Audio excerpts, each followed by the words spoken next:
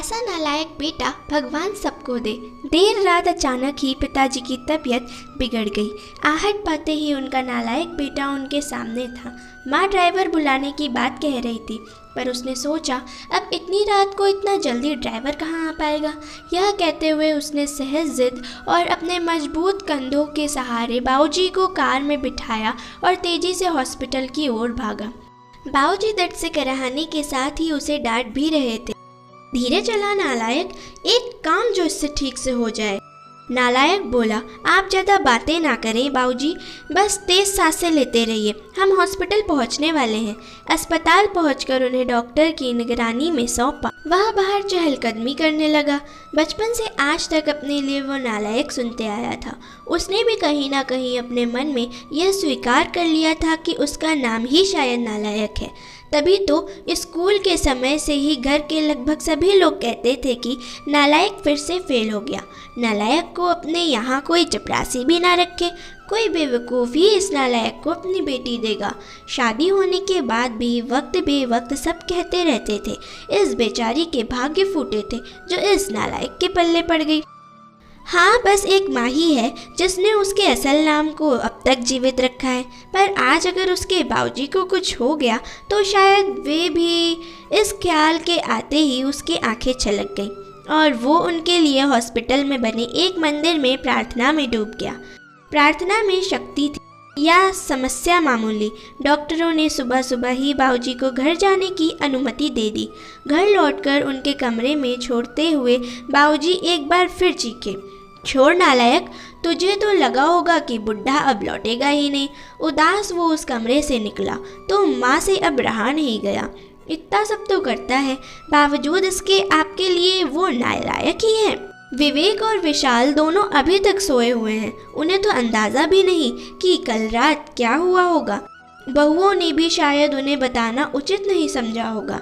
यह बिना आवाज़ दिए आ गया और किसी को भी परेशान नहीं किया। भगवान ना करे कल को कुछ अनहोनी हो जाती और आप हैं कि उसे शर्मिंदा करने और डांटने का एक भी मौका नहीं छोड़ते। कहते कहते माँ रोने लगी। इस बार बाबूजी ने आश्चर्य भरी नज़रों से उनकी ओर देखा और फिर नज़रें नीची कर ली। माँ रोते रोते बोली जा रही थी, अरे कमी है हमारे बेटे में। हाँ मानती हूँ, पढ़ाई में थोड़ा कमज़ोर था, तो क्या सभी होशियार ही होते हैं। वो अपना परिवार, हम दोनों को, घर मकान, पुश्तैनी कारोबार, रिश्तेदार और रिश्तेदारी सब कुछ तो बखूबी संभाल रहा है।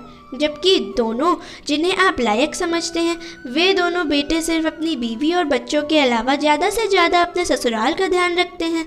कभी पूछा है आपसे कि आपकी तबीयत कैसी है? और आप हैं कि बाबूजी बोले, सरला तुम भी मेरे भावना नहीं समझ पाई, मेरे शब्द ही पकड़े ना। क्या तुझे भी यही लगता है कि इतना सब होने के बाद भी इसे बेटा कह के नहीं बुला पाने का, गले से नहीं लगा पाने का दुख तो मुझे नहीं है? क्या मेरे दिल पत्थर है? हाँ सरला, सच कहूँ दुख तो मुझे भी होता है, पर उससे भी अधिक डर लगता है कि कहीं ये भी उनकी ही तरह लायक ना बन जाए। इसलिए मैं इसे उसकी पूर्णता का एहसास इसे अपने जीते जी कभी नहीं होने दूंगा। माँ चौंक गई। ये क्या कह रहे हैं आप? हाँ सरला, यही सच है। अब तुम चाहो तो इसे मेरा स्वार्थ ही कह लो। कहते हुए उन्होंने रोते हुए नजरें नीचे किए हुए अपने हाथ माँ की तरफ जोड़ दिए, जिसे माँ ने झट से अपनी हथेलियों में भर लिया और कहा, अरे ये आप क्या कर रहे हैं? मुझे पाप का भागी बना रहे हैं? मेरी ही गलती है, मैं आपको इतने वर्षों में भी पूरी तरह नहीं समझ पाई। और दूसरी ओर दरवाजे पर खड़ा नालायक खड़ा खड़ा यह सारी बातें सुन रहा था। वो भी आंसुओं से तरबतर हो गया था। उसके मन में आया कि दौड़कर अपने बाबूजी को गले से लग जाए, पर ऐसा करते ही उसके बाबूजी झेप जाते। यह सोचकर वह अपने कमरे की ओर दौड़ गया। कमरे तक पहुंचा भी नहीं था कि बाबूजी ने आवाज़ पहुंची, अरे नालायक, वो दवाइयाँ कहाँ रख दी? गाड़ी में ही छोड़ दी क्या? कितना भी समझा दो इससे एक काम भी ठीक से नहीं होता। नालायक छत पर आंसू पोंछते हुए गाड़ी से दवाइयाँ निकालकर बाबूजी के कमरे की तरफ दौड़ गया। आशा करती हूँ कि आपको यह कहानी अच्छी लगी होगी। अगर यह कहानी अच्छी लगी है तो इस वीडियो को लाइक करें, चैनल को सब्सक्राइब करें। फिर मिलेंगे किसी ऐसी ही इंटरेस्टिंग सी वीडियो में, स्टोरी में। तब तक के लिए बाय।